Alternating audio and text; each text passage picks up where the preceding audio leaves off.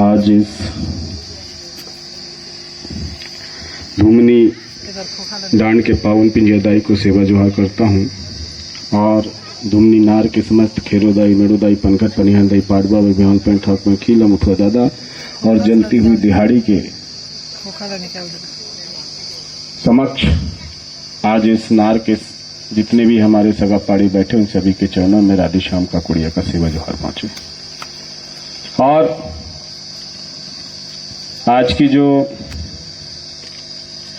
पावन बेला है, पावन समारोह है, हमारे पेन जीवा दिलेश्वर मराबी जी जो इस प्रकृति में सगा समाज के बीच में रहकर सगा समाज की सेवा की, आज वो प्रकृति में विलीन हो गए हैं। हम सभी सगा समाज मिलकर जो है उनको पुनः जो है इस समाज के बीच में जन्म देकर और इस समाज की सेवा करने में पुनः लगाए, ऐसे अर्जी और विनती और निवेदन करता हूं।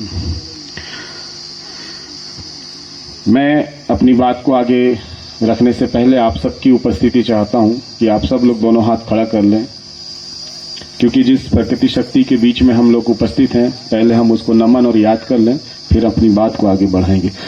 प्रकृति शक्ति प्रापेंता प्रकृति शक्ति प्रापेंता परसा पेंता खेरो दाइना मेड़ो दाइना बुढ़ाल पेंता बुढ़ी दाइना ठाकुर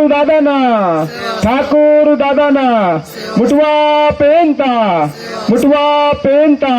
पेनवासी दादा हीरा सिंह मरकामता पेनवासी दादा हीरा मोती कंगाली मरकामता पेनवासी दादा हीरा सिंह मरकामता मोती रावण कंगालीता पेनवासी दिलेश्वर मरावीता सगा समाजता। बहुत बहुत धन्यवाद। आप लोगों ने प्रकृति शक्ति को याद किया और मेरी आवाज धीरी नहीं है, बहुत तेज बोलता हूं मैं। अभी आप लोगों ने शायद YouTube के माध्यम से देखा होगा कि नहीं देख, जिस जल जंगल जमीन की बात हम लगातार कर रहे हैं और आज के इस प्रोग्राम को आयोजन करने वाली कमेटी के चरणों में राधे श्याम का कुड़िया का सेवा जोहार पहुंचे। TS मराबी जी वरिष्ठ सामाजिक कार्यकर्ता, उनके चरणों में भी राधे श्याम का कुड़िया का सेवा जोहार पहुंचे। संतोष जगत सचिव सेवा गोंडवाना, उनके चरणों में भी राधे श्याम का कुड़िया का सेवा जोहार पहुंचे। सरोजनी मराबी जी जो हमारे पेन जीवा दिलेश्वर मरकाम जी की कुलवधु हैं, उनके चरणों में भी सेवा जोहार पहुंचे। TS पोर्ते जी अध्यक्ष पेकरा, उनके चरणों में भी राधे श्याम का कुड़िया का सेवा जोहार पहुंचे। और अभी कुछ ही देर पहले हमारे दीनदयाल यादव जी वरिष्ठ पत्रकार महोदय जी अपनी बात को रख रहे थे, उनके चरणों में भी राधे श्याम का कुड़िया का सेवा जोहार पहुंचे। तरुण नेताम जी जो पूर्व सरपंच रहे हैं और समाज के बीच में आपके लिए दिन दुगनी रात चौगनी जो है तरक्की करें और आप लोग के बीच में लगातार सेवा दे रहे हैं, उनके चरणों में भी सेवा जोहार पहुंचे। और हमारे श्याम जी, उनके चरणों में भी राधे श्याम का कुड़िया का सेवा जोहार पहुंचे। यहाँ पे उपस्थित इस गोंडवाना भूभाग के मालिक मालिकिनों, राजा रानी, आप सबके चरणों में राधे श्याम का कुड़िया का पुनः सेवा जोहार पहुंचे। बात आज बहुत सारी करनी है, बहुत सारे उद्देश्यों को लेके हम लोग यहाँ पे बैठे हुए हैं और बात 3 चीज की है और वो 3 चीज को हमको समझना होगा। सर्वप्रथम हमारे पुरखों की व्यवस्था। मैं लगातार इस बात को बोलता हूं कि जब तक हम हमारे पुरखों की व्यवस्था को नहीं समझेंगे, जिन्होंने हमको पैदा किया है, जिनका खून हमारे रग रग में है, यदि हमने उनकी कुर्बानियों को नहीं समझा, उनकी शहादत को नहीं समझा, तो हमारा जीना इस दुनिया में और इस समय में जो है व्यर्थ है। जिस जल जंगल जमीन की बात करते हैं लगातार, और वर्तमान सरकार भी लगातार उस जल जंगल जमीन की बात कर रही है, हमारे पुरखों ने उस जल जंगल जमीन को बचाने के लिए, चाहे टंटिया मामा की बात करें, चाहे बिरसा मुंडा की बात करें, चाहे सिद्धू कानू की बात करें, रेंगा कोरकू की बात करें, या हमारे राजा शंकर साहब कुंवर रघुनाथ साहब की बात करें, राजा हृदय साहब की बात करें, या अभी आज जो पुण्यतिथि है हमारे रायगढ़ के राजा चक्रधर पोर्ते जी, जो संगीत के माध्यम से पूरे देश पूरे दुनिया में जो है अपना परचम लहराते थे, ऐसे हमारे राजा रानी जो इस समाज के लिए अपनी जान को कुर्बान कर दिए।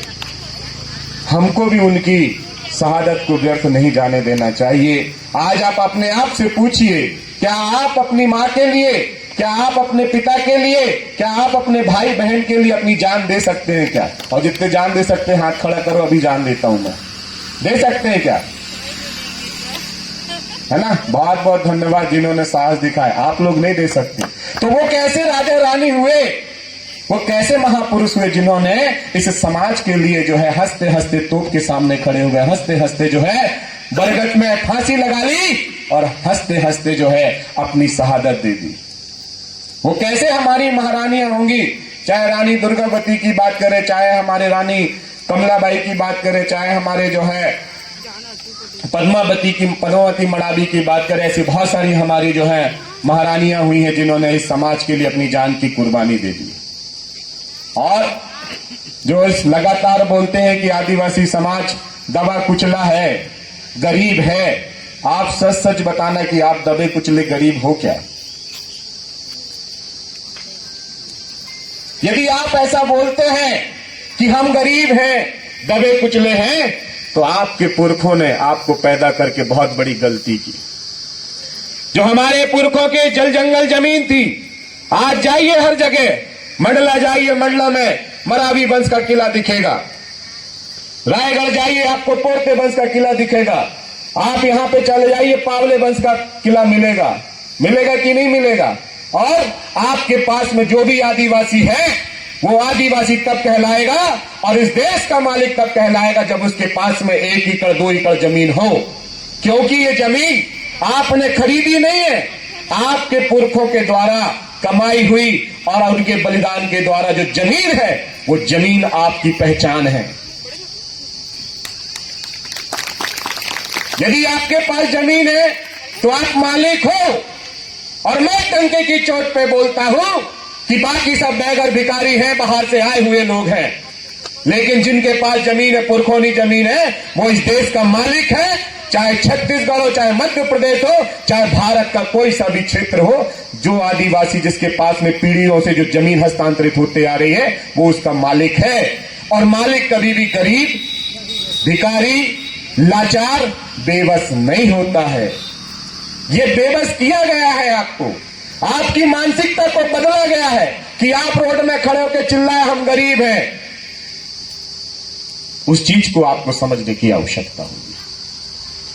जब भी मैं मंडला जाता हूं, अपने किले में खड़ा होता हूं, तो मैं गर्व से प्रफुल्लित हो जाता हूं कि देखो मेरे पुरखों के बड़े बड़े किले महल हैं।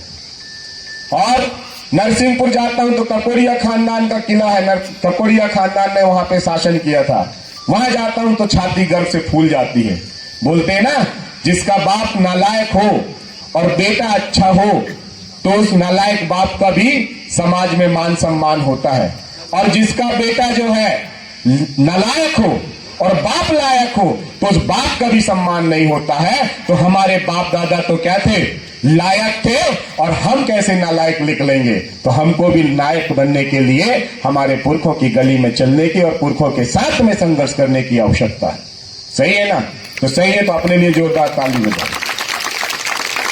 आप यदि लायक बाप की लायक संतान हो तो उनके हक अधिकार को जो छीना जा रहा है, जो आज आपके हक अधिकार हैं, आपके हक अधिकार को छीना जा रहा है, तो आपको आगे आना पड़ेगा ना। तो उसके लिए सबसे पहले आपको जानना पड़ेगा। तो 3 चीज है। पहला, आधुनिकता की बात बता रहा हूं, सामाजिक न्याय। दूसरा है आर्थिक न्याय, और तीसरा है राजनीतिक न्याय। ये न्याय सत्ता हमको मिलनी चाहिए। जब भारत देश आजाद हुआ 78 साल हो गए, तो इन 78 सालों में आदिवासियों की सामाजिक स्थिति, आर्थिक स्थिति और राजनीतिक स्थिति को जो है बदला गया है। आज हमारे महान क्रांतिकारी लोग हुए हैं। आज आप जिन जलेश्वर मरावी दादा को आज याद कर रहे हैं, तो क्यों कर रहे हैं? क्योंकि उन्होंने समाज के लिए कुछ किया, और कल आप समाज के लिए कुछ करोगे तो आपको भी याद करेंगे। आज दादा हीरा सिंह मरकाम को क्यों याद करते हैं? मध्य प्रदेश ही नहीं, छत्तीसगढ़ नहीं, पूरे भारत देश में जब भी आदिवासियों की बात आती है तो उनको याद किया जाता है। क्योंकि दादा हीरा सिंह मरकाम ने क्या सिखाया, लेकिन हमने नहीं कर पाए। ये हमारी गलती है, हम सुनते बहुत हैं और करते कम हैं। दादा मरकाम ने कहा था, कहो मत करके दिखलाओ। क्या बोलते थे, गाना गाते थे, सब लोग रिपीट करेंगे क्या? ताली बजा के रिपीट करेंगे तो मैं थोड़ा सा गुनगुनाऊंगा।